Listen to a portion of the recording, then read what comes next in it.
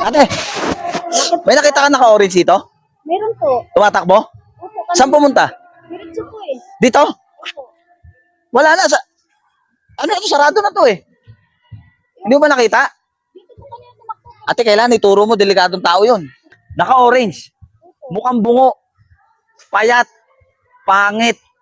Matangkad, malaki mata. Hindi mo nakita? Taga rito ka ba?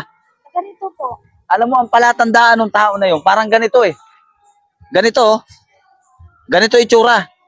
Ha? Payat nga lang, ito mataba to eh. Ayan, parang ganyan oh. Parang ganito eh. Pag nakita mo, sabihin mo sa akin ha. Pangalan ko Sarge Dinas, ha? Hinahabol ko, pinagkakain yung ano, yung pagkain ng aso. Ha? Gutom na gutom ako eh. Kakatakbo eh. Hindi mo alam kung saan lumusot? Hindi. Naku, mag-ingat ka doon, ate, ang lakas kumain nun. Lahat ng pagkain ng aso ko kinain. Kaya kailangan pag nakita mo, sabihin mo sa akin, ha? Delikado yun, marami na nakain. Baka pati kayo makain. Pag nakita mo, sabihin mo sa akin. Kasi lahat ng pagkain ng aso ko, kinain nun. Walang natira.